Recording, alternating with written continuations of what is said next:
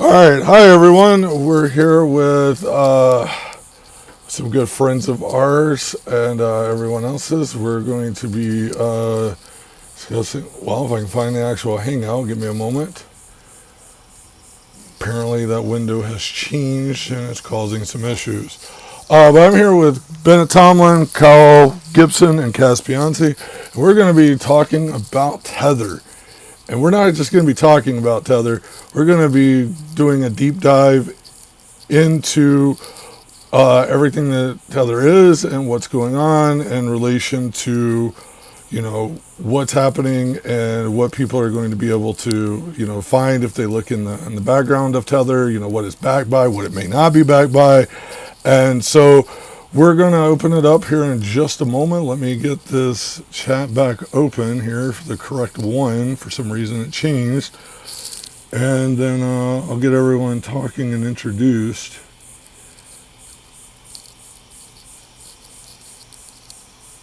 Oh, Lord. Give me 1 second, everyone. We are having a little bit of a technical difficulty here. Lost the image there. One moment, everyone.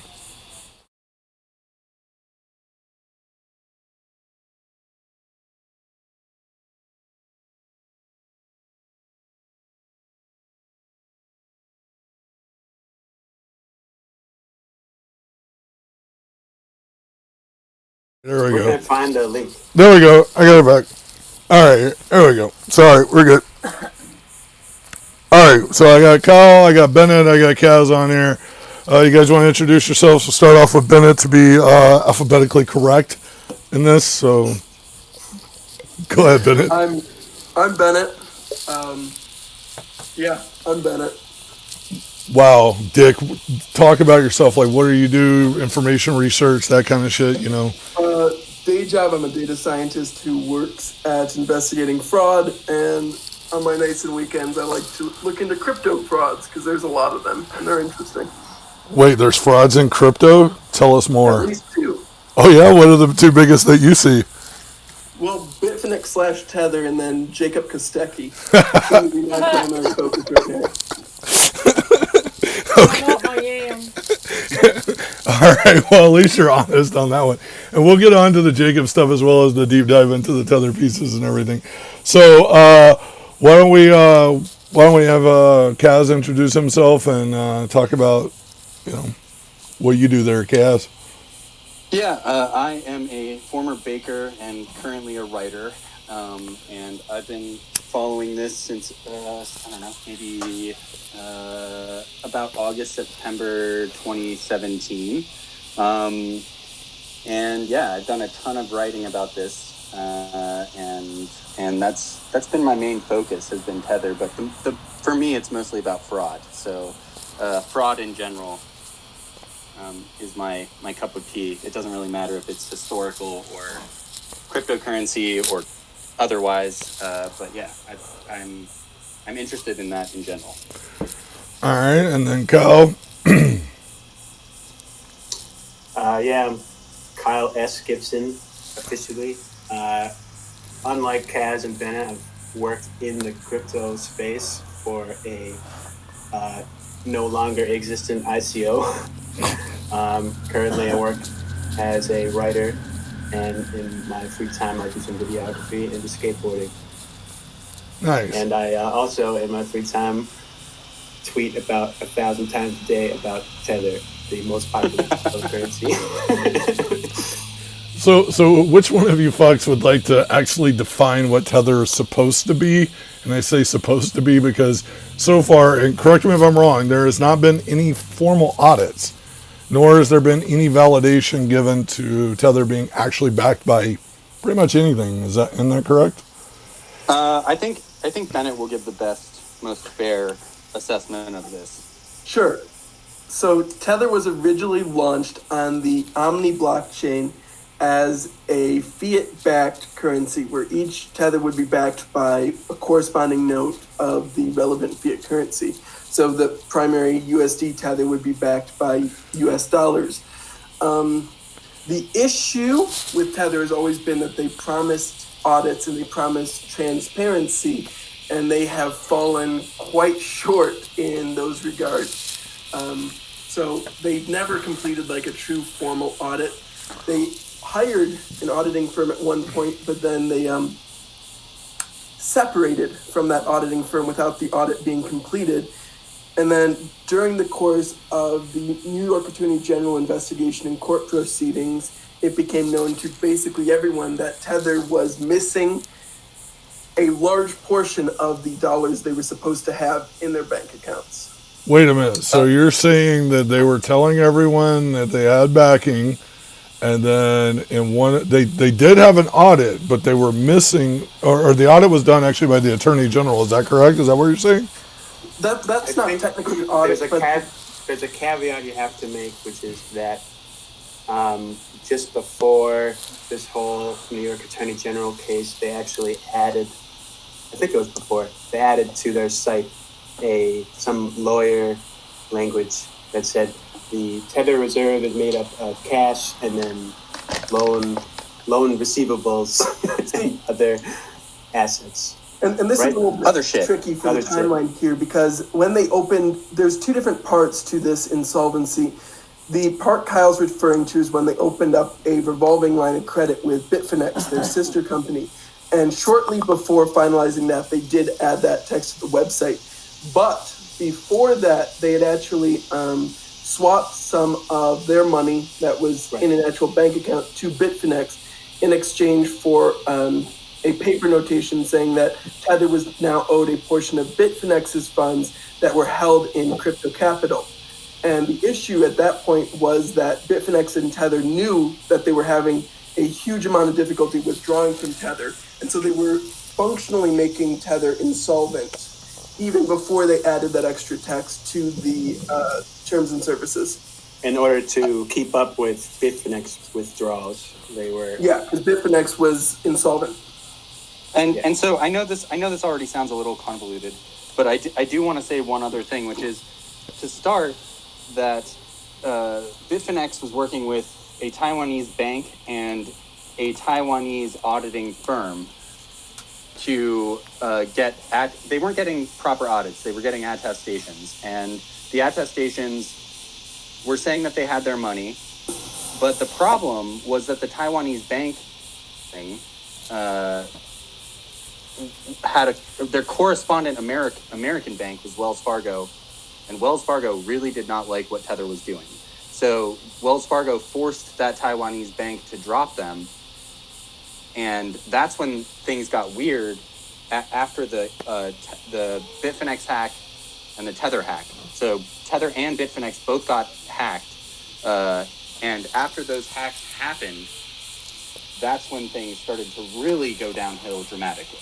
Yeah, but were they real hacks or were they inside jobs? Because like most people, like, and me and you have talked about before, Kaz, like a lot of the hacks, like Binance hack and all this other hacks, Bitfinex, a lot of them were internal. Bitfinex, the parent company, actually had an insider hack in 2016. They had an auditor.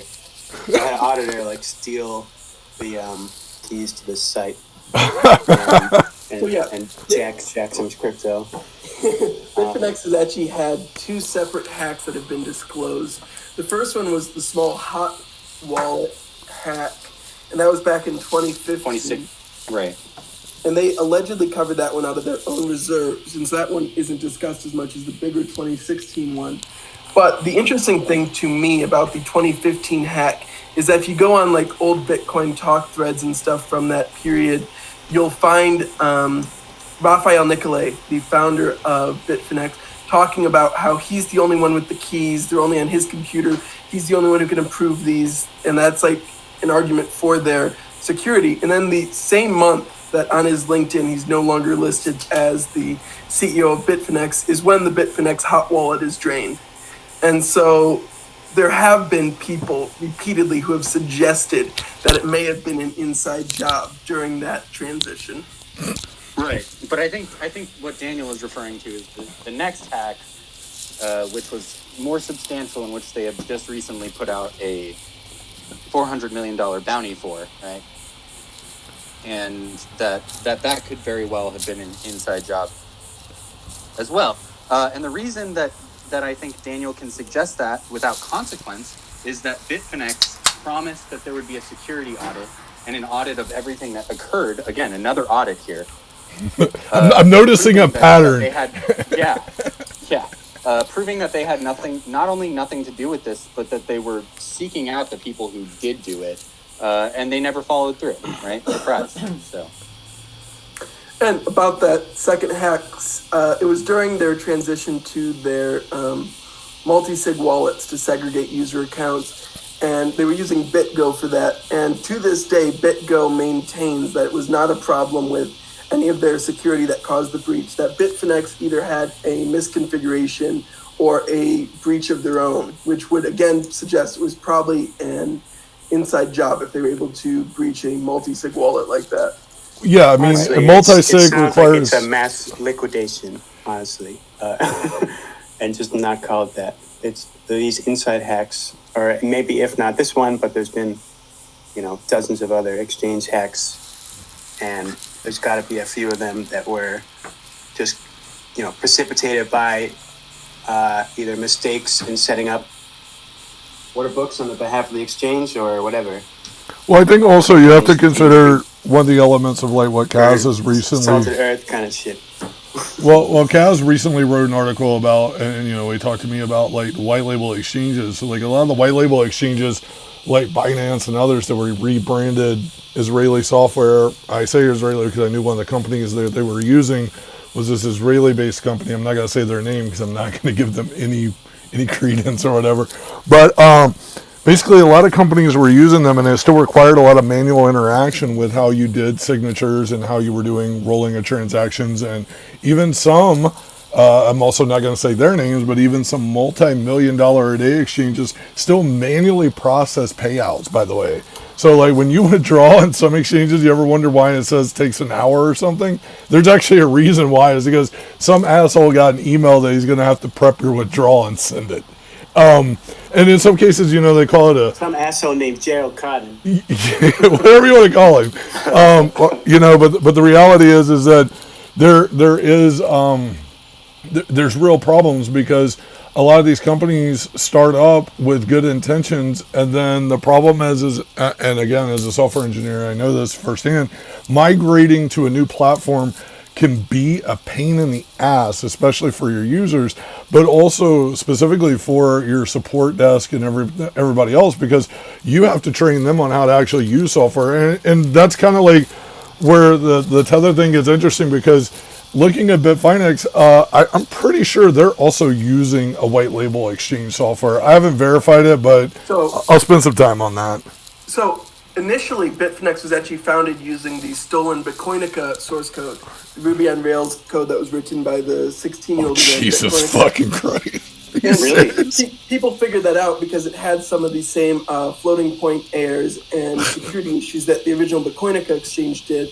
And so then it was I knew Bennett was going to go way back. Hey, but this is what I want. Hey, this is what people need to know, though. I mean, like, this is the kind of shit that gets ignored. Yeah, Bitfinex was founded on intellectual property. And it was enrolled in this data. It was founded right after the Bitfinex founder lost a bunch of money in a Ponzi that he aggressively defended online. Was he a Bernie Madoff guy or what? It was a key point is that the Bitfinex founder was essentially like this guy loved Ponzi schemes. He loved high yield lending schemes, and he kind of fell ass backwards into like Bitcoin talk. Well, I don't know if he fell backwards. I mean, Bitcoin is pretty much a Ponzi in some respects. But no, he was doing Ponzi's, I think, before finding Bitcoin. Okay, was he a fan of Bernie Madoff's? Another Gerald Cotton here. Definitely somebody who is into scamming people, not into producing something that's worthwhile. Well, there is Curb Shifter. Hello, Curb. Colin, everybody that's in chat. But yeah, like the history of Tether, and where it's interesting is that a lot of people don't spend any time to research this stuff, and I find it to be ultimately depressing, because what's the mantra everyone says? DYOR, do your own research, and then You're like, yeah, have you spent 10 minutes doing what you also were telling me to do, you know? Yeah, don't trust verify. Yeah. Trust verify. Don't unless trust you verify, except you can't verify anything because nothing's auditable. Exactly. For Tether's case, there are the court documents and everything, but there are also some easy, well-written explainers from either some bloggers or also from some publications. I won't name any to not be give favor to anybody, but you can definitely research and I think any kind of reasonable person will look at Tether's actions of the company and see them as suspect. Well, I mean, I hope any reasonable person, if they look at the facts, come to that conclusion. well, I thought it was weird that Paulo or however you want to say his name, and Joe were like, hey, Daniel, we can't join the podcast, and we'd love to have a talk with a skeptic. So why don't you ask us any questions prior? So after I had sent you guys the invite, what was the Where's last? the money, Lepasky? Well, I asked him. I shot him a quick list of some questions that Bennett helped me formulate with some stuff about some of the services and how they would offer Tether to non KYC exchanges, things like that. And literally, I haven't heard back. So part of this, they are the subject of probably 7 or 8 criminal cases and class actions. And to be fair to them, not that I want to be, but to be fair to them, I do think they can't talk about any ongoing investigation, right? Well, that's fair.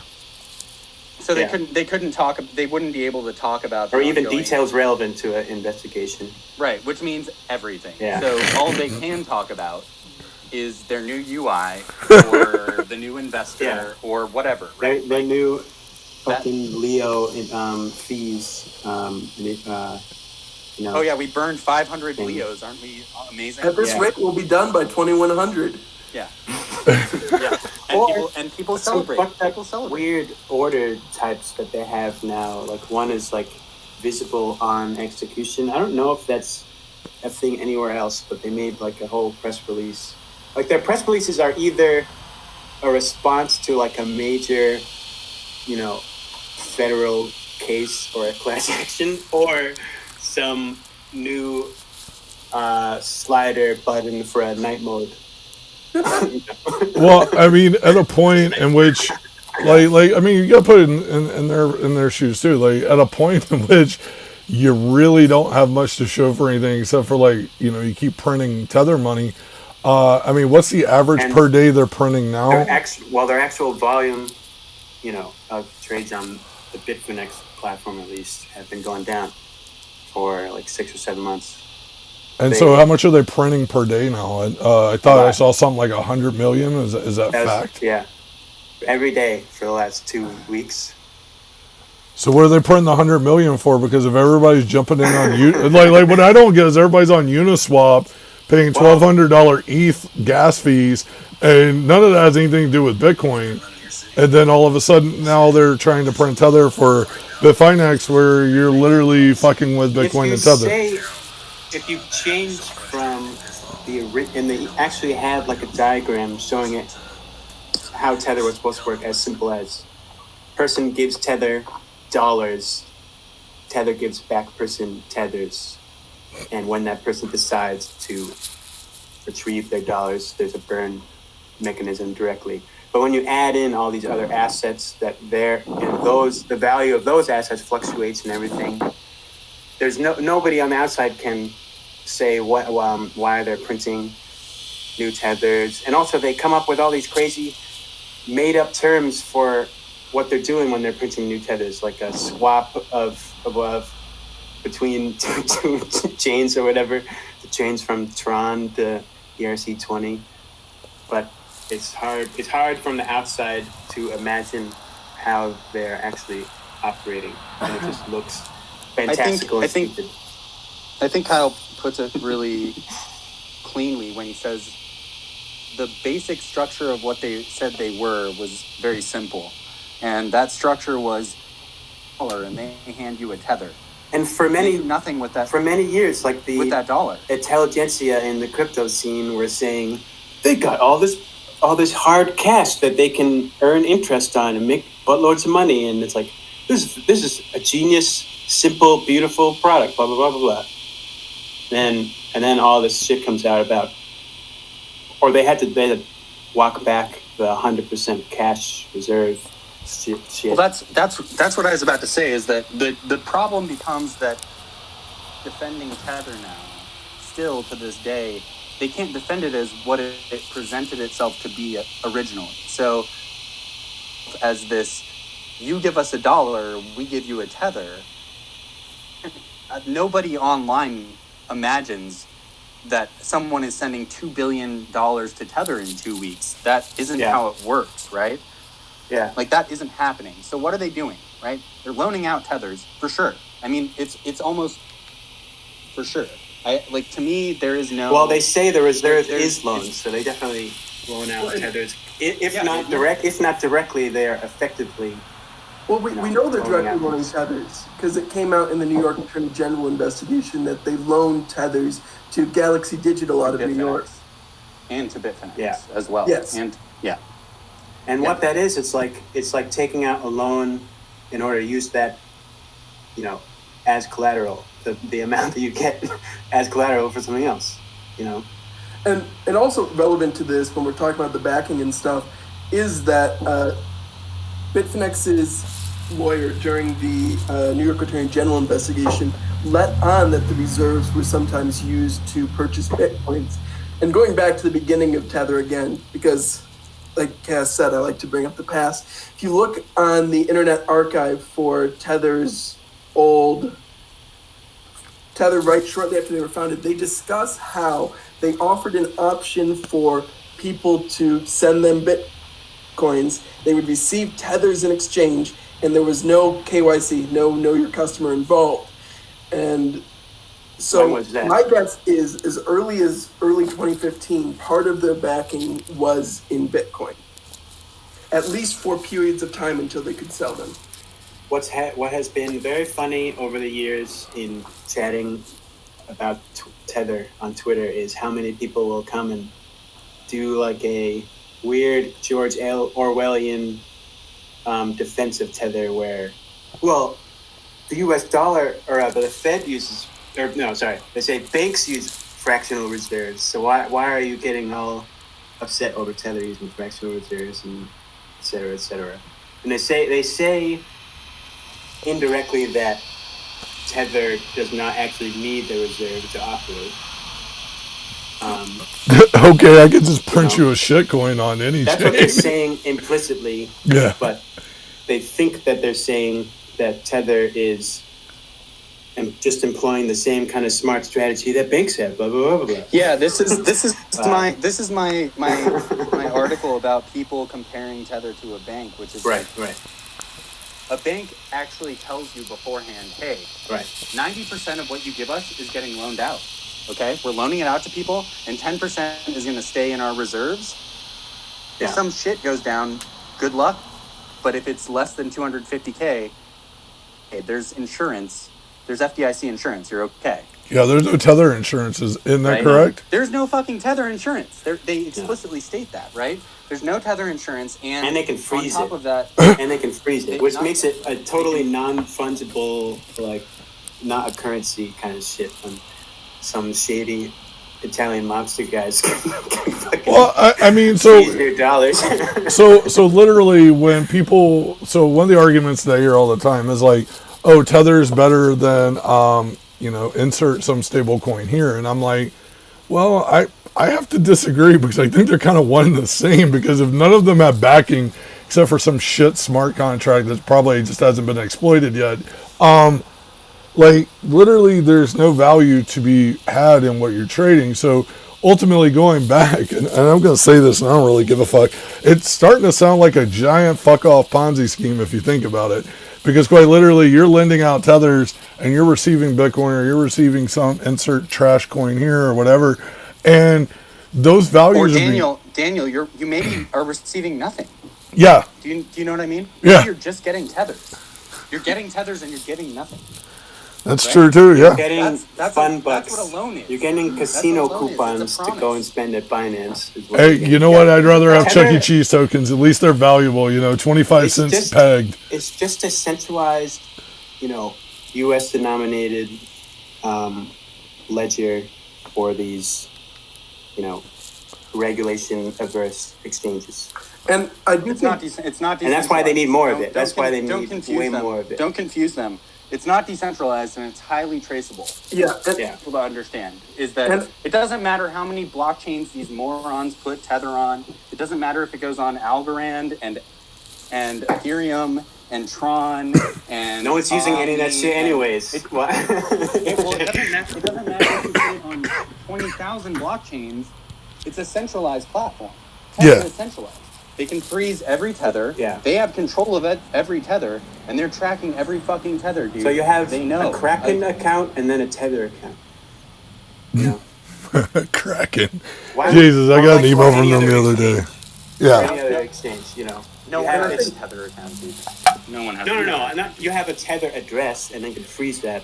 So that's what I'm saying. You have Yeah, you right, have too right. many layers of centralization. And I think relevant to this discussion about freezing and Tether's promises of transparency. So if you go on Tether's page and click the transparency button, they claim to tell you how many quarantined, which is their word for the frozen Yeah, Tethers yeah, there yeah. are, but they fail at They addition. fuck it up. They Yeah. Yes. There's cannot secret. No, keep track of it's how double many secret tethers they probation have frozen. tethers. Okay. Double They secret want to probation. believe that the You can't reason know they that can't they're get an frozen. audit is because of traditional finance. Maybe it's because your financial records don't match up with any of the actual facts of reality. Yeah. Well, I mean, but that's also part of the problem with business. So, like, I write software, and you guys kind of know what I do. And, like, literally, I deal with a lot of, Silicon Valley VCs and stuff. And the first thing they say is that, like, You made TikTok, right? yeah, no, I did not. God, no. I don't work for the Chinese consulate. I'm sorry. You got me fucked up. But going back to what I was saying is, like, literally one of the problems that they see is that, like, a lot of these companies are basically fly-by-night ability to make some of this shit happen in such a way, and then people are reliant on it, and then all of a sudden, the rug gets pulled, and, I got 2 phone calls today from 2 different VCs asking me about this YAM shit, and I was like, well, Those VCs are doing too many drugs. well, no, what they were asking about and their legitimacy of their question really fell into what was going on, and pertinent to this conversation was they were like, what's to stop something like this from happening to Tether or some other stable coin?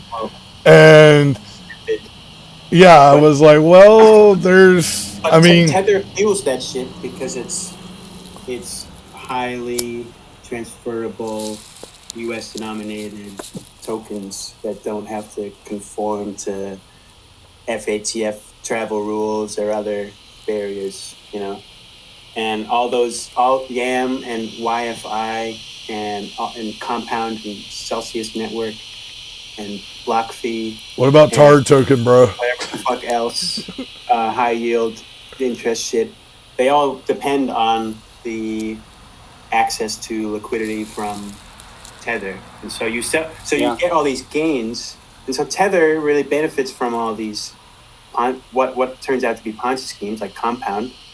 Compound is a total Ponzi scheme that was whitelisted by Coinbase. Go And figure. I think invested in by Coinbase, and then they dumped on everybody. But anyway, that's for another podcast. Yeah, that's Tether benefits, and then also those Ponzi schemes benefit from this platform that Tether has created for all sorts of different wallets with tokens that represent a dollar, but functionally they're not treated like a dollar, and so these exchanges, for the time being, don't have to have brokerage licenses or whatever else, Money service business licenses. Yeah. Well, I mean, so it's funny, right? Like, a lot of people don't understand, like, some of the base level stuff of how, like, Bitcoin transactions work. So, like, for example, Bitcoin ATM operators have to have an MSB. I don't think that's something that a lot of people understand. But like literally, anytime you're converting U.S. Or to and from crypto, someone has to be the bank, so to speak. And there's got to be an MSB license, and you gotta operate in that legal means. Like that was kind of part of my dismay about this entire space was like at a point it wasn't needed, and then the cheerleading and the number go up. Yeah. After Silk Road shit, WikiLeaks shit. And Well- I think all of us are kind of in agreement that the idea behind Bitcoin is really cool, but Well, Bitcoin is not Tether. Tether is not Bitcoin, or it shouldn't Exactly. be. But for the time but it being, is, right? It the is, yeah. total encompassing value of Bitcoin really is denominated in tethers. Right, which is supposed to be a denomination. It's not of denominated dollars, in, but it's but traded in tethers. at the end of the day, that wasn't the goal, man. You know, right? Like I know I sound like a hippie or something, but like that really wasn't the goal.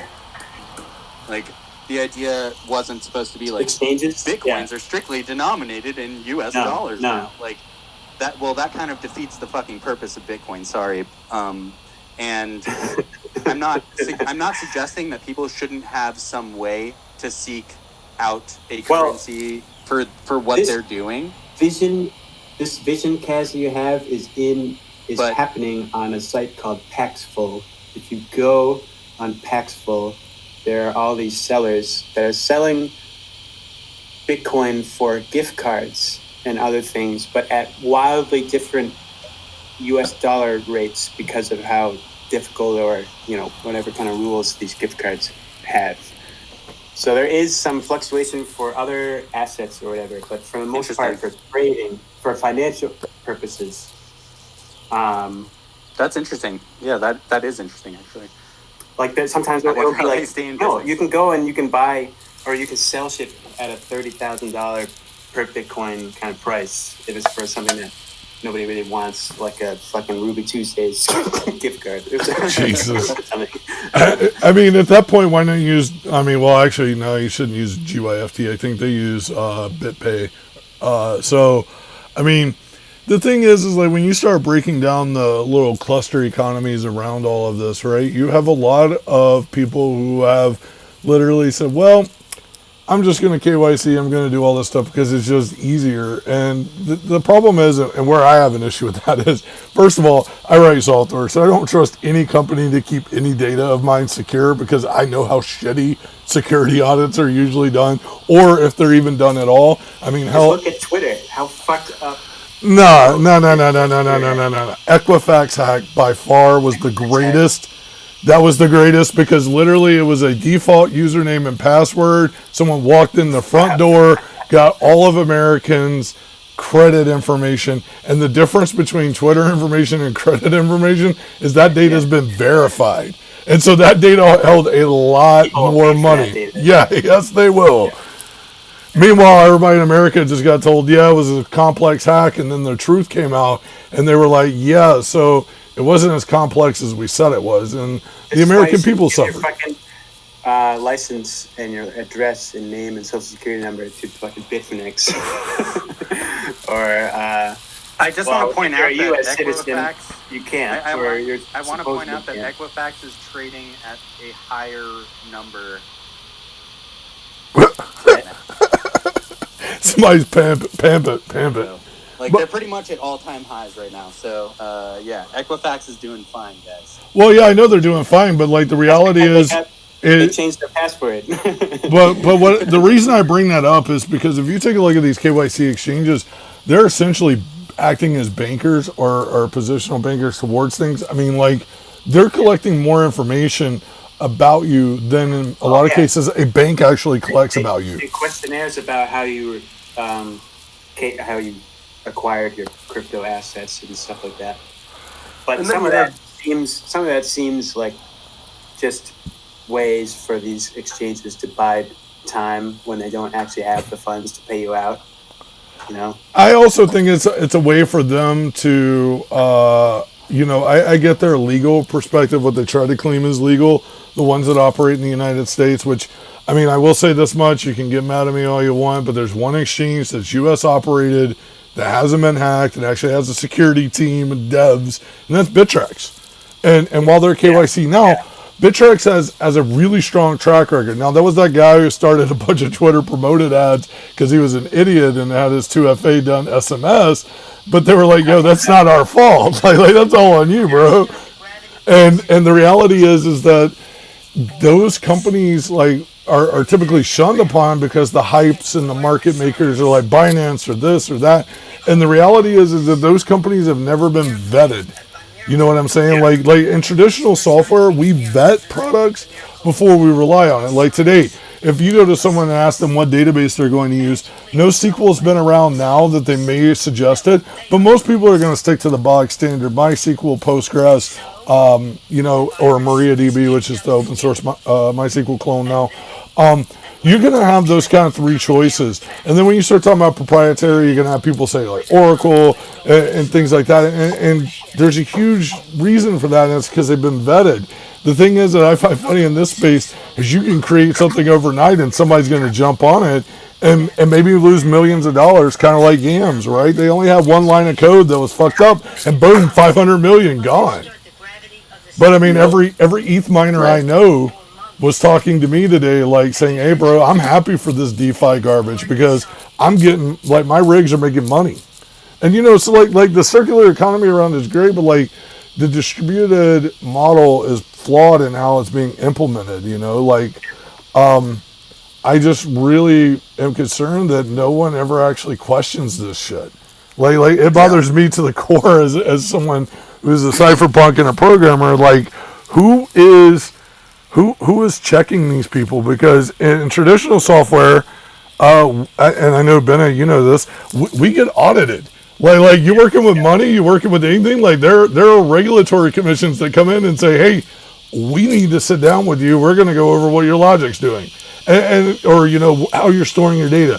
Are you following proper regulatory commissions on data sanity, scraping, how you're keeping it clean? Like, how are you doing segregation from, who has access, who's got tier controls, that kind of stuff. It's very complex, but these exchanges aren't doing that.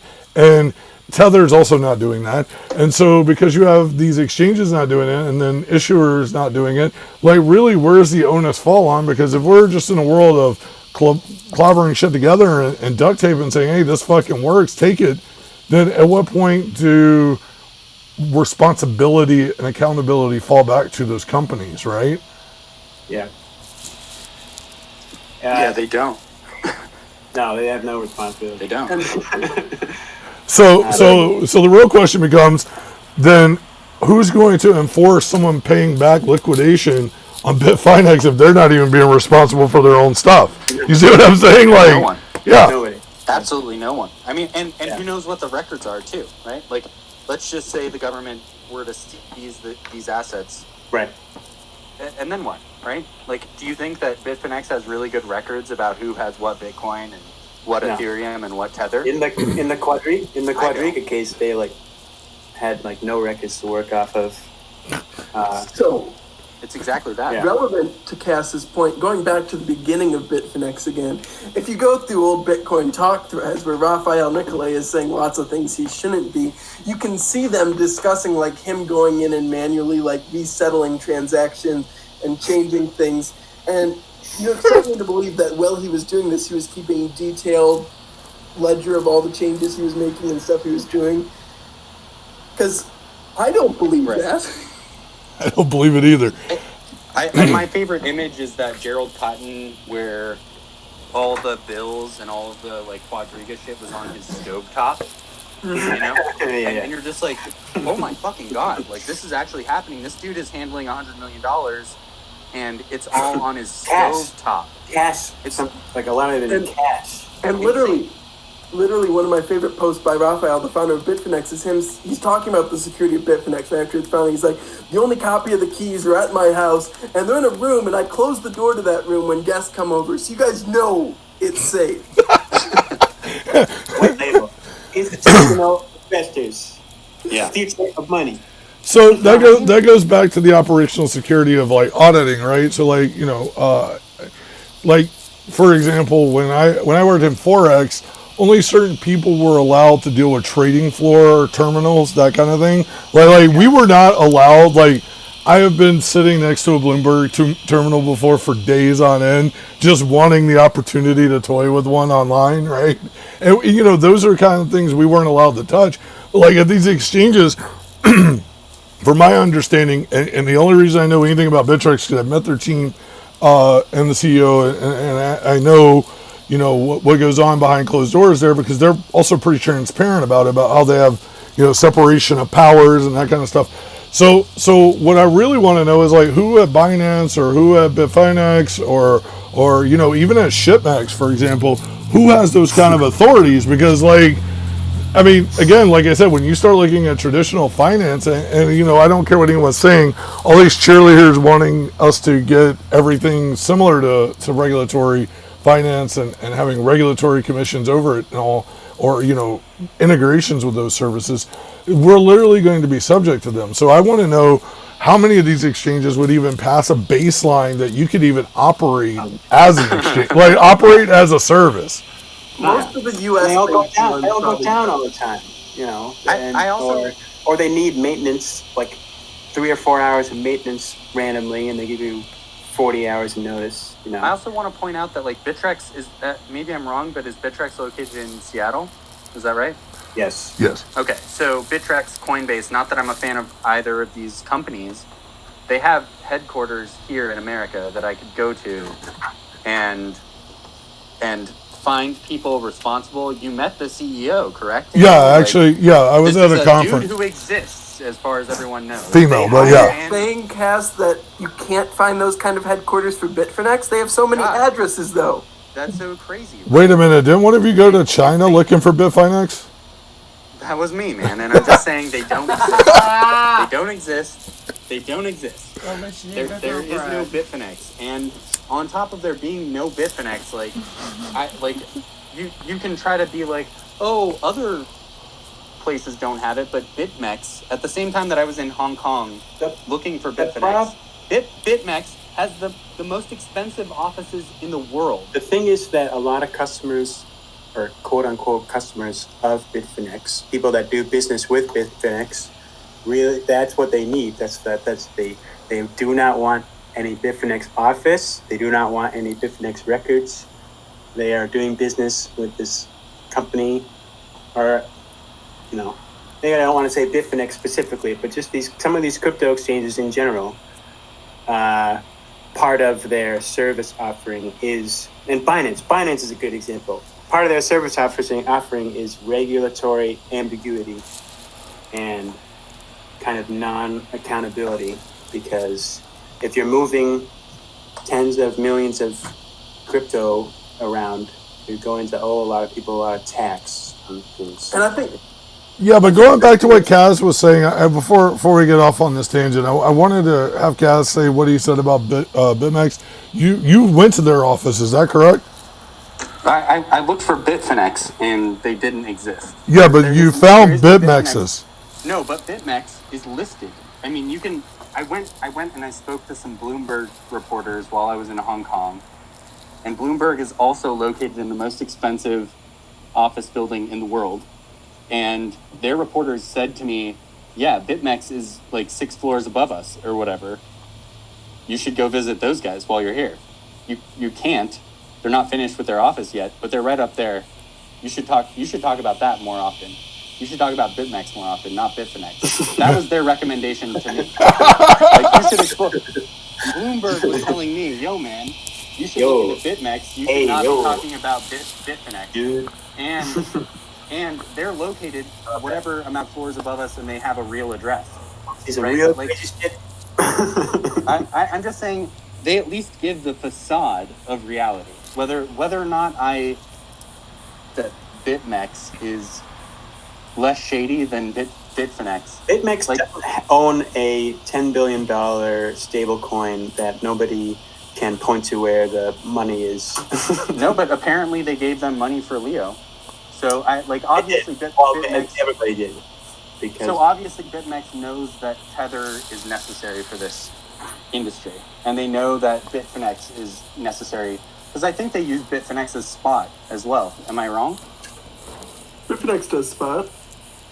No, but I think to figure out XBT, to figure out the price of their Bitmex coin, several exchanges, and the way to figure out that number, they use Bitfinex, they use Kraken, they use Coinbase, like whatever. They use multiple exchanges, and that's how they determine their number.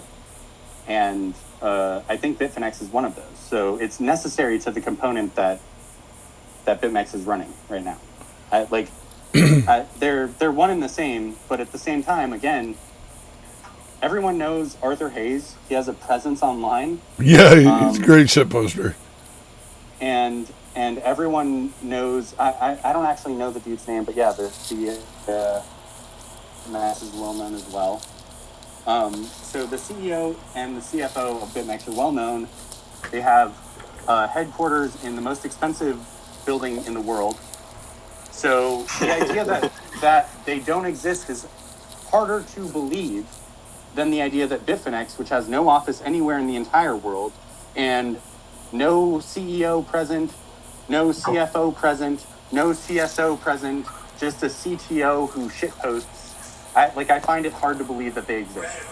Well, yeah, I mean, typically you would have a CTO, just because you literally need the chief technology officer, and you need a CSO when you're dealing with money, because I mean, again, you need to have a security plan in place, and you got to be able to meet a bunch of things. I mean, like I said, I worked in forexes, and literally every forex you had strict dogma. If you didn't follow that dogma, you got fined, and it wouldn't be the company. The company would make you pay it because it was your fuck up.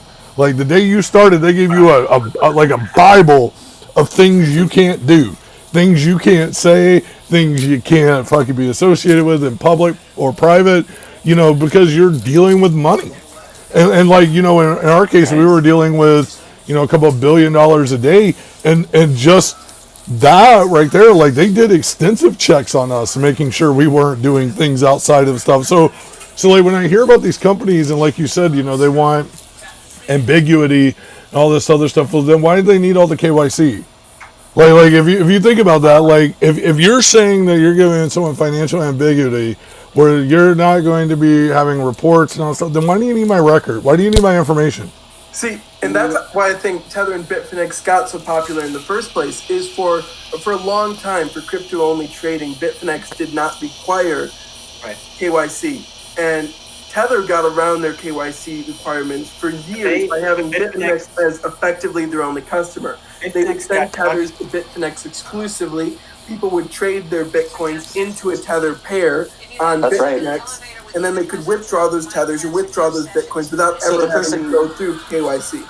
No, the person that's getting KYC'd is either Giancarlo Davicini or Jean-Louis Vandervelde or whoever is in charge of Bitfinex, and they're getting the KYC for 200 million Tethers, $200 million. Gaz, come closer to your microphone.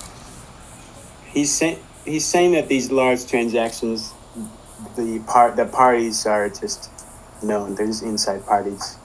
Of course. I was gonna say that Bitfinex had to, just like every other major exchange, change to actually doing some KYC shit because, well, in Bitfinex's particular case, they got fined by the CFTC and so even ordered not to sell Bitcoins to U.S. people. Even still, they don't do KYC if you only trade and withdraw and deposit in crypto. You can check their website now, and they'll still claim that. But is it true though? Because see, I've never traded on Bitfinex. The only platforms I ever traded on were Shipmex, and Livecoin, because Livecoin doesn't ask you for shit. And yeah, like for myself, I mean, Mount Gox, but like that didn't really count, or Mount MTG Gox, whatever the fuck you want to call it. I like to call it the Magic the Gathering online exchange, okay? Well, I mean, that's what it was. I mean, I mean, that's what it started off with. You can sell your Black Lotus. Now you can sell Bitcoin there. So, like if you go on the Bitfinex Help Center and look at their account verification center, The first sentence is to deposit or withdraw fiat currencies and some stable tokens to and from your Bitfinex account, you will need to go through the verification process. Outside of that, Bitfinex is still largely no KYC, and that's why I think the point that Daniel is trying to make is that they decide when there's KYC. And it's when you want to withdraw large amounts. Yeah, if you decide, oh, well, I've been trading really well and I've made $250,000 taking it out, well, they might decide, fuck you. Yeah. Right? But see, I don't understand we can prove that. you exist. But see, I don't understand that because, like, if I'm pulling it out as Bitcoin or cash, like if I'm pulling out, if I deposit it as Bitcoin and I'm withdrawing Bitcoin, say I wreck the market and I'm just pulling back out as Bitcoin, I don't see the purpose of needing a KYC on that because literally at no point, no, I really don't because like I used a currency that didn't require me to obtain it. Why are you asking me? I understand what you're saying, but I'm telling you is that by trusting a centralized exchange, you've handed your keys over, and if you want to crash the market, they don't really care. They're going to go, wait, who are you? Yeah, and now we're going to hold your Bitcoin. Yeah, I know. Besides that, there was, if you went on like the Bitfinex Reddit or paid attention on Twitter during the period when Bitfinex was insolvent, is when you saw the most people complaining about these KYC requests and stuff. And it appeared that Bitfinex may have been using them as a means of maintaining some solvency. They can hold on to your Bitcoins, they can hold on to whatever until they get your documents, and in doing so, service other customers. Yep. So I mean, let's break that down a little bit, and then we're going to have to answer a few questions in chat. We'll open it up. Cool. With regards to centralized exchanges, we have a problem, right? So you have the what they're calling now as a C-EX, and then you have the DEX. So whatever bullshit name somebody came up with this week, or acronym, let's just break it down. So a centralized exchange, we have the problems of custodial usage of the keys. We have, the problem of who owns what.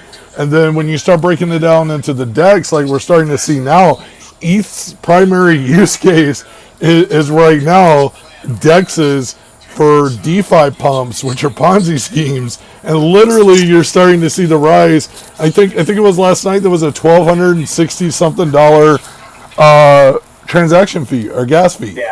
Yeah. $1,200 gas fee. All the games and all the DeFi, on-chain Ponzi schemes are fucked. They go up from here. So the real question is, what's more important, sending $20 with a $1,200 fee or KYC? I mean, like literally, that is the question some people are having to answer right now. I know that sounds stupid, but realistically, it's testimony of the Libra kind of in central exchange-backed kind of digital tokens that they're going to just kind of all require proactive identification and everything. And I mean, type everything else. To be entirely honest, the energy that I get from the space in general right now, from DeFi and from yield farming and from all of this stuff, is the idea that they all know they're in a Ponzi scheme, but they don't expect to be the one holding the bag. And that's present in a lot of Ponzi schemes. Like, I just hope they understand that that's how a lot of Ponzi schemes work. So they assure you, like, hey, we're explaining the facts to you. Someone's going to get left holding the bags, but it ain't going to be you. Right. But it's likely going to be you. So I don't know what most of these people think, that they're going to walk away. That's why people always remind new Bitcoin or would-be Bitcoin buyers that you're early. This is, 100 years from now, people are going to be very envious of you being alive at this point. Blah, blah, blah, blah, blah. Like going back to what Kaz saying, supporting that, literally the Bitcoin maximalists are making it sound like a Ponzi, and I'll tell you why. Someone sells their weak hands, okay? Well, at what point is someone going to be the dumb shit holding all these coins? Everybody else is cashing out and just say, well, fuck you, bro, you're on your own. You notice that people have used that term less weak hands, since 2017. Anyway. Yeah. I mean, but like, I find it funny because it pops up in my timeline like almost every day. They're like, oh, weak hands. And I'm like, wait a minute. Like, you do realize that how the trading works. Like, unlike like a stock. They called people who sold at like 15K in December of 17 weak hands because it was clearly on a path to shoot straight to 50K. And if you're selling at Trying to 15, take you out, just bro. don't get it. Hey, just wait. Like, just like the other day, somebody was like, oh, aren't you worried it's getting out to like 60K? And I'm like, no. If it gets over 100K, there's a problem with the US dollar, and we got bigger issues to worry about because, first of all, I can't spend my Bitcoin in most places. I mean, like, let's be honest. It'd be like Zimbabwe dollar, right? Like, if I got to spend $1 trillion worth of Bitcoin to buy a fucking orange, what value add does it do? Nothing. I mean, what transaction fee am I going to pay? Am I going to pay 60 sats a byte to be able to buy a fucking apple? Kiss my ass. That's why you buy your Apple Tether coin. This One of a trillion Tether coins in the future. this is an argument that Cass, Kyle, and I have gotten in with a lot of pseudo Austrians on Autistrian, sir. Autistrian. Yeah, because they start talking about hyperinflation and all this, and our basic answer is always if the global reserve currency starts Austrian hyperinflating, challenge. you've got bigger societal issues than what coin to use. You better have like guns in a go bag. Yeah. I mean, going back to that, right? Like, even under the base economics of Austrian, it is the Austrian economic theory, but the problem is it doesn't work at scale because it neglects talking about how circular economies work. Like, a lot of people don't understand that the reason economies work is because someone's working to make money to buy goods from someone else who has a business who makes the goods or procures the goods to be sold, who also employ people, and there's this whole... have enough value. Yeah, inflation isn't stupid at its heart, right? No. Like, that's the idea. Inflation is like very interesting and not bad necessarily. Like, small amount of inflation means people are spending their money to try to do things. That's healthy for an economy to have inflation. It's beneficial to society, right? Like, that's not a bad thing. Well, what I also find funny is that, so people say Bitcoin fixed hyperinflation and fixes all this stuff. I mean, take a look at Brazil. Their side currency that didn't exist. Do you guys ever do any research into that? No. Are you talking about how Brazil defeated very quickly? Yeah. Yeah, go for it. Yeah. So basically, Brazil's like, hey, we're having problems with inflation and people having trust issues with the money. So we're going to start denoting things in a currency that doesn't fucking exist and there's no way to obtain it. And we're going to correct it. And it did. It fucking worked. It actually worked. And the dangerous part is what people don't understand is that, like, that's a big country with a lot of people who are poverty stricken and also don't make a lot of money in general. So when it can work with scale of an entire nation and provable, hyperinflation would probably be easier to fix if you take a page out of that book. But the problem is the hyper Bitcoinization argument, right? And going back to Tether and everything else, all of this is derived from the idea, like what Kaz was saying. They're upfront about it. Someone's going to end up holding the bag. You just hope it's not you at the end of the day. I mean, there's really no way of determining that. You know what I mean? Like, for example, at the 20K hype point in 2017, a lot of people were like, oh, it's going to keep going up. And then you look at that 1 minute candle and you start to see. Low point. That was a low point. All right. Okay, low point my ass. I remember when Bitcoin didn't have a value. That's a low point. But when you see these huge dumps. With your wallet. Show it. Yeah, no, that's called bad OPSEC, and fuck you, Mr. IRS man. But literally, what I'm saying is that, at the end of the day, when these people have these delusions of grandeur around it, right? A lot of these guys and women too don't understand that Tether is driving up printing money for this exchange of this, and it's a direct causation. And it's a direct effect, too, because they just keep printing tokens, and they're not burning any tokens. So that means that the supply is never changing, even though the supply of the assets or whatnot have already exchanged hands. So now all of a sudden, you basically have this entity that's sitting on a stockpile of what is perceived as good money to other exchanges or whatnot. If nobody can get money for their tethers, basically, then Bitcoin holders can't get cash for their Bitcoin. You know, I mean, you're not too far off there. I mean, like at the end of the day, realistically, like I don't know if you guys have ever done any cashing out with Coinbase, but that's a pain in the ass too. right? Yeah. I mean, the whole process of like, and I love how people are like, "Oh, it's so easy to onboard and offboard." No, the fuck, it's not. Literally Coinbase made me send them a picture of me standing in front of an address with my updated license to prove that it was me who moved. That's stupid. So I also want to reference that this guy. There's no use in anyone seeking this out, but there was this guy Tether Trying who talked about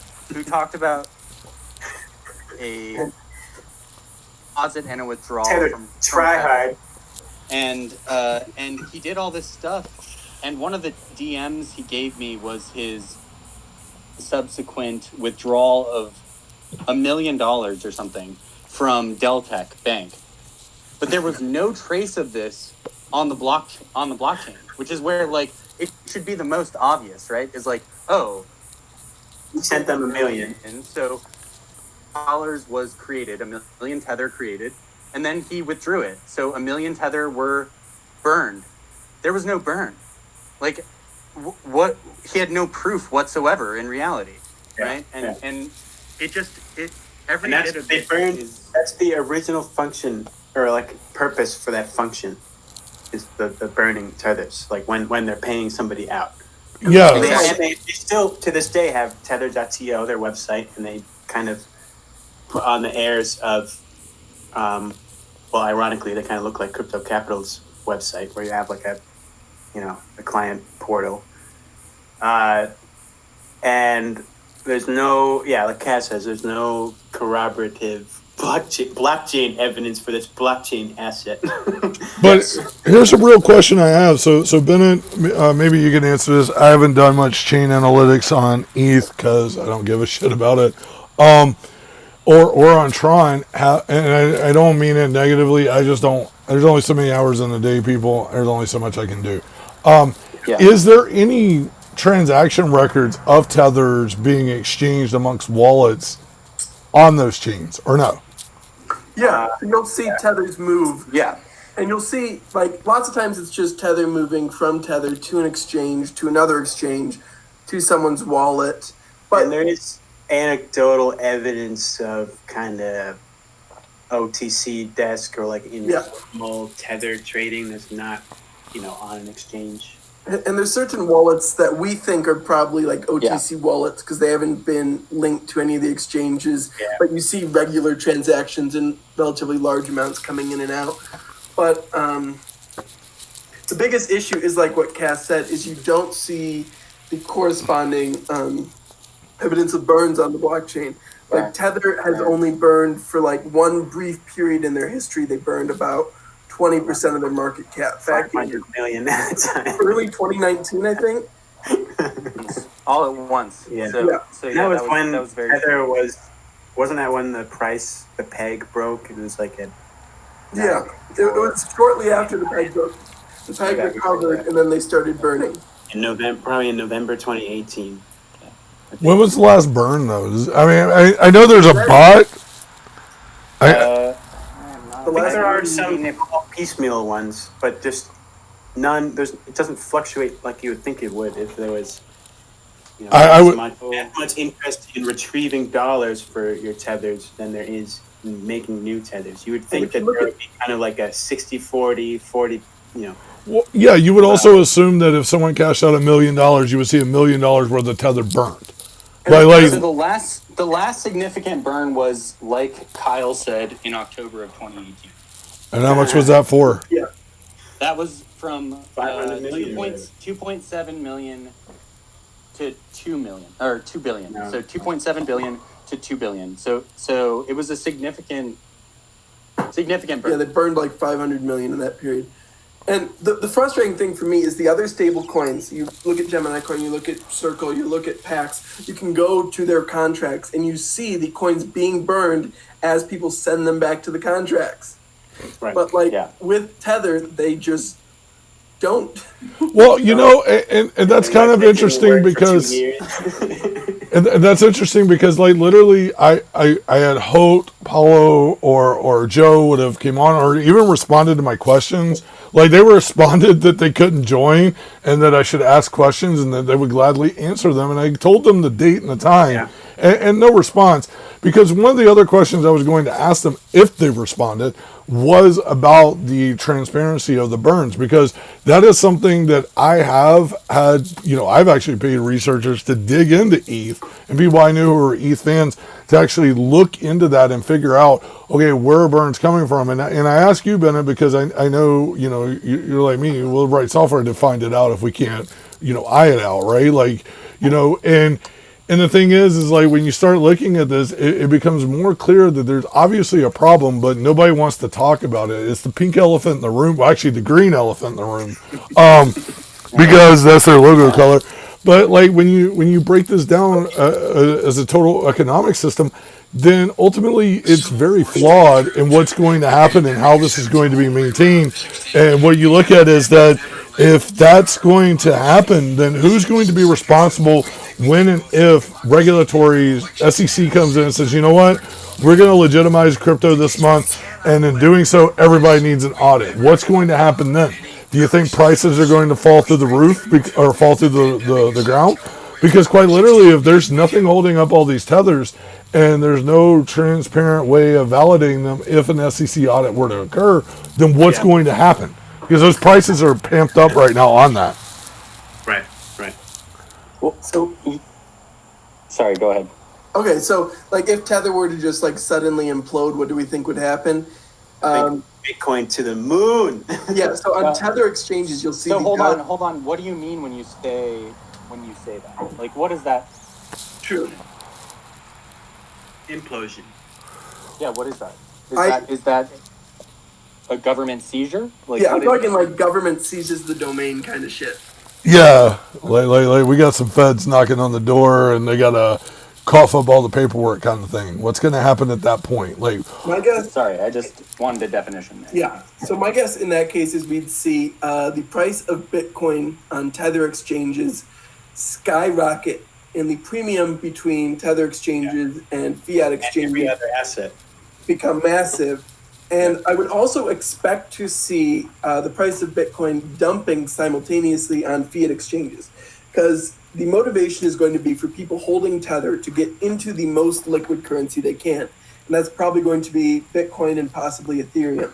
Then on the other exchanges, people who could change to fiat might worry about effect to the ecosystem. And so they're going to be trying to sell into cash from Bitcoin and Ethereum. So it's likely you could see like Bitcoin costing multiples more apparently on Tether exchanges than regular exchanges in the case of a regulatory seizure. Yeah. Now, what Cass was alluding to is how does it end is there's a lot of potential ways Tether could die.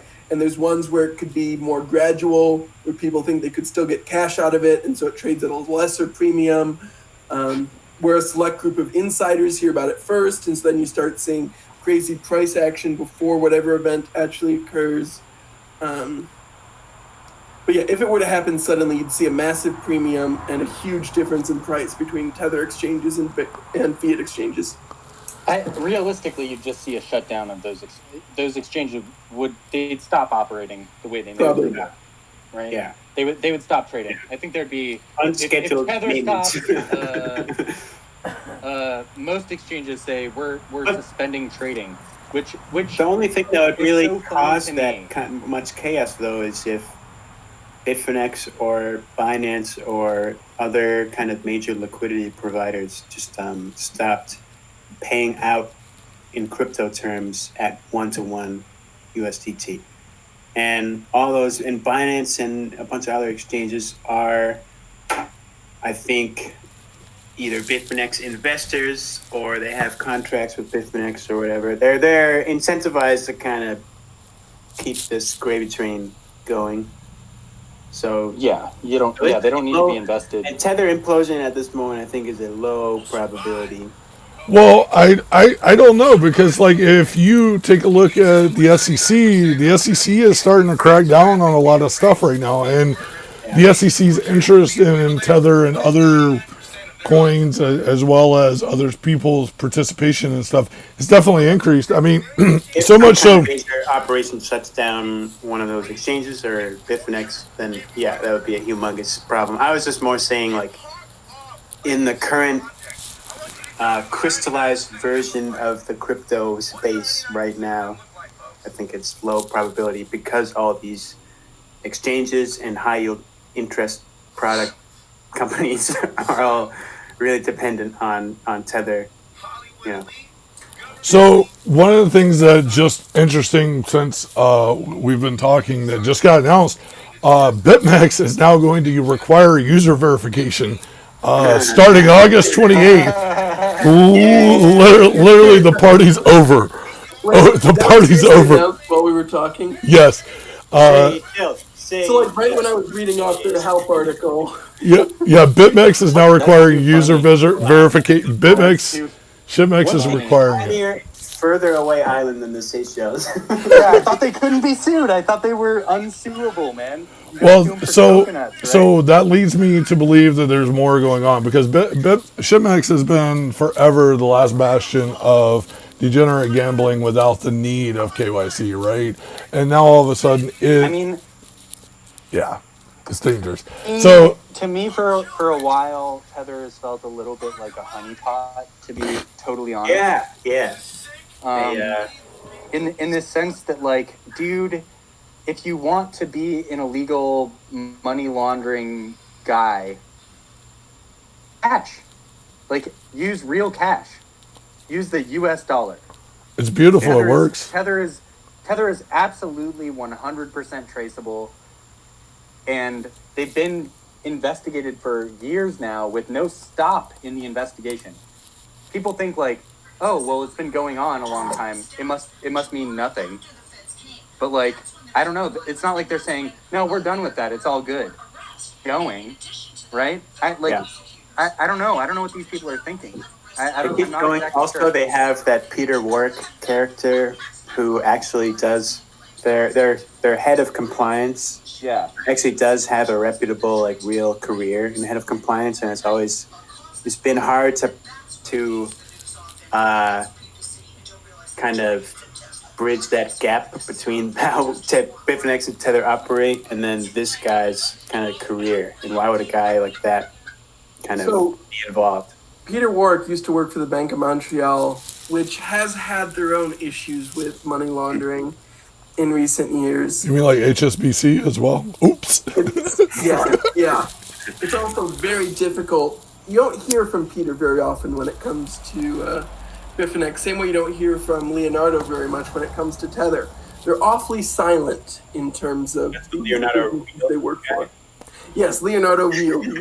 All right. How I like to call him Mr. Real Dude. All right, guys. I'm going to open it up. I want to tell everybody that's listening, if you have questions, start asking them now so we can run through them and kind of put a wrap on this, because otherwise we could talk all night about this and the atrocities that are Tether and the lack of audits, the lack of supply. Well, not lack of supply. They keep printing more, but the lack of actual fundamental, the pieces that they were promising. And, again, that goes back to false advertisement, right? Like, if I start a site and I tell you I'm going to provide this for X and I don't do it, legally in the United States, I can get in a lot of shit for that, for false advertisement, especially if it can be proven. Right. Deltec, huh? Yeah. So there were some questions asked. I guess I should go back and look at them. 1 second. I'll pull them up real quick. There was an earlier question about whether or not we thought Tether/Bitfinex had an interest in Deltec. Yeah. And weren't there two Deltecs? There was Deltec Bank. Yeah, because there's the one that's fraudulent that distracted momentarily. And then there's There's the one one that's that fraudulent and one that's sort of fraudulent. yeah, there's the one that works for Tether and the one that I'm 100% sure is a fraud. So I do think Tether/Bitfinex own a stake in Deltec, and I have heard from others that Tether/Bitfinex own a stake in Tether, but I do not currently have the documents on me to verify that. I think it's important to state that Deltec is the bank for Tether. They're a bank in the Bahamas. That's still true today. Yes, it's true today. They're a bank in the Bahamas, and they're run by the guy who created Inspector Gadget. I forgot about that. Lord. Remember, Tether was founded by the guy from the Mighty Ducks, so like. He really was. So I will say this much, There's Brock. two guys that are associated with Tether that had to flee the U.S. because of pervy backgrounds. Well, Because they were arrested with an absurd amount of child pornography in Spain. yeah. So much, gigabytes and gigabytes and gigabytes of child pornography they were. So look, I want to say this. Every time I've ever talked to Brock and had meetings with DNA Fund or whatever, or saw them at conferences and things, I would ask him about Tether, and like he would switch the conversation very quickly because, like, I'm a troll. Go and find all these on Tether. Yeah, I'm a troll in person as well as online. So here's a question. Someone's asking an anonymity style token with a built-in marketplace. What's our opinion on that? Does it work? Yeah. That's the next question. Does it work? Marketplace to a token. Like, how does the listings? I mean, that's what Omni was supposed to do. Omni, during their first 6 months of build-out, was trying to build a DEX on top of Bitcoin. I mean, Are they saying marketplace for other tokens? I assumed I don't know what they're. I don't know if they're talking about that or drugs or what, because like when you say marketplace, that's kind of a vague. It's very vague. I almost think this is a question about broader black market. We call them DNMs, sir. DNMs is the appropriate name. Right. Right. Sorry. DMNs. DNMs. Bookstores. Yes. Bookstores. Yeah, bookstores. No, I actually believe in black markets. I realize that they're something that needs to exist in general. Because they already exist outside of the digital space anyway. Yeah. They always have. And people that I love, people who are artists and whatever, like they rely on the black market essentially. You're talking about people who are spending $100 million on a piece of art, like, get real. Come on.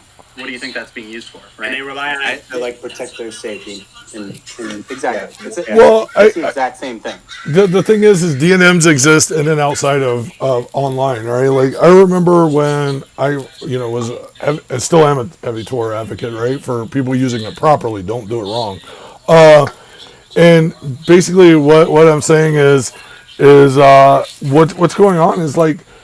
I think that the need for the black markets or darknet markets, whatever you want to call them, they work. They're needed, but they're needed both digital and physical. The problem is that in difference in dealing with online versus physical, in physical form, you have a tie to someone, but in digital form, you still have a tie to someone based on address, based on a number of factors, you know. And there's a lot of interesting things that fall into that. And hi Mike, how's it going? Seeing you in chat. I want to say I sent my love to Mike. My love to Mike in space. I love that guy. So already. So Bennett, where's the CCC money, and will it ever be recovered? So it's in what? Poland, Portugal, and I can't believe that Mike is allowed. Somewhere else. If it ever gets recovered, it'll be after years of court stuff and bullshit. Litigation. Bitfinex and Tether should pretend that they will never again have access to that money, because if they are making plans that involve them gaining access to that money, it's going to be half a decade, maybe more. So So the hack right now, they have a bounty of what, $400 million for the other hack. And this is like the third bounty they put out on this hack. At one point, they had Adam Beck and Greg Maxwell helping them negotiate with someone who claimed to have information. Okay, hackers, listen, we're offering you this time $1 billion to And literally, that's what they did. But how much Even money though is it has though? already been But proven on the blockchain that you have spent a lot of those coins and you're never getting them back. We But want what- them all back, and then we'll give you $1 billion. yeah, but how much money did they take all in all from 1.2 billion or something. worth of Bitcoin or worth of tethers? Bitcoin. Jesus. Okay, yeah, they won't get that back. And if the hacker is listening, please use Whirlpool. Keep it spinning. Fucking protect yourself. Don't go to prison. I commend you on your efforts, just like the Twitter hacker. Just do it right. Those coins are some of the most tracked, like, on the blockchain. If someone were to, like, take those through a mixer or through a couple mixers, because it's a lot of coins, they would taint such a huge number of coins that people would try to deposit to exchanges later and get rejected. Well, I don't know if it would get rejected though. I mean, Bennett, did you? We're gonna send you a this nice Tether tote bag. Hey, Bennett. Exactly. Bennett, did you watch last week's episode where we did the OXT research demo with Ergo, and how you should look at OXT's research and transactional dissection and things like that, and really look at the tools they've built. But I think we're about done with the questions now, and I think we're going to wrap it up. Do you guys have anything else that you want to say before we close it down? You should check out Kaz Bancy's Medium page. Yeah. Thanks, man. Yes, be sure to check that out. I've retweeted it a number of times. Topics. Show me the audit. Keep on listening to Base TV. Yeah, please. By the way, if you're listening, please subscribe and check out. I'm terrible at shilling things because that's just not what I do. Yeah, so if anybody has any last question, I'm going to leave it open for like one more minute, and then I think we're going to close it down. I want to thank all of you for coming on. I would love for this to go on further, but again, I'm trying to keep it in a consolidated sense so that everybody's not getting lost in hours and hours and hours and hours of back and forth and running jokes and things like that, which, by the way, I appreciate. I mean, Yeah, this is thread. This is tweet 1 of 55 in the thread. yeah, basically, this is like a Saturday afternoon Vile Gang thread. You know what I mean? It's just as bad. And we referenced a lot of tangential. You should buy Kyle Coin. Definitely. Kyle I'm Coin sad. Cash, He just everyone. reached- Buy Put Coin He just Cash. reached a total. Like, my God, I don't listen to anything they're fucking Kyle Coin saying. is the only Our- stable shark coin, and we are incentivizing a regrowth of shark population because there aren't 5 million tiger sharks. Or if we're backed by more tiger sharks than are in existence, that means. All right. Well, on that note, thank you for the Tether tagline of being backed by something with nothing. Thank you guys again for joining. Thanks everybody for stopping in and watching. You guys have a